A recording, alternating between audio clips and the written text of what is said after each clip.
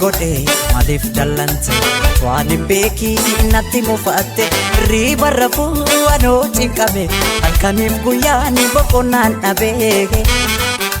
ainsi eegaa nabdiin kutuu si maleen fedhu amma dhumaattu kootu kootu kootu kootu kootu anaaf jedhi kootu si malee jireenyaa dacheen naami jooyti kootu maalo kootu as kootu kootu kootu anaaf jedhi kootu si malee jireenyaa dacheen naami jooyti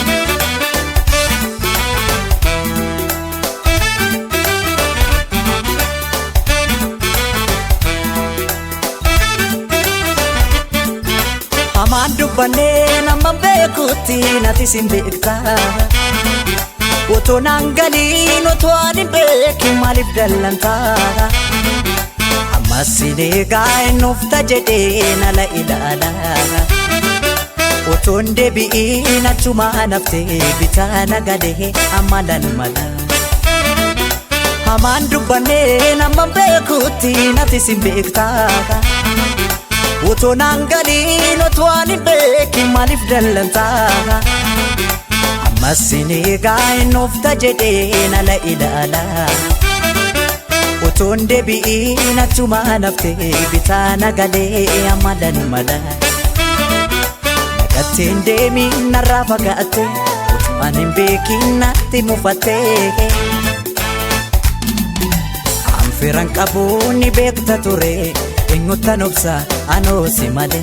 kootu maalo kootu maalo kootu kootu kootu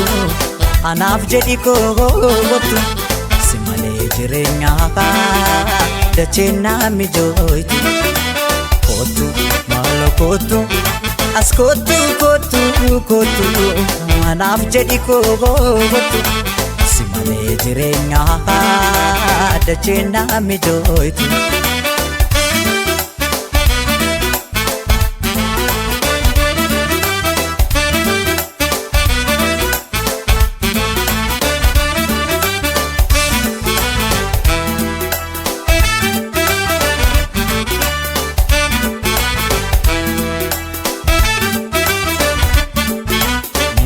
godhe maaliif dallante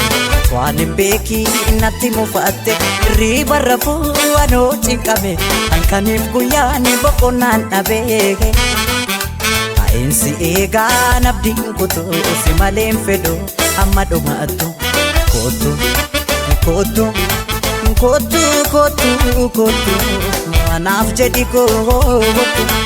si malee jireenyaa dacheen naami jooyti kootu maalo kootu as kootu kootu kootu anaaf jedhi kootu si malee jireenyaa dacheen naami jooyti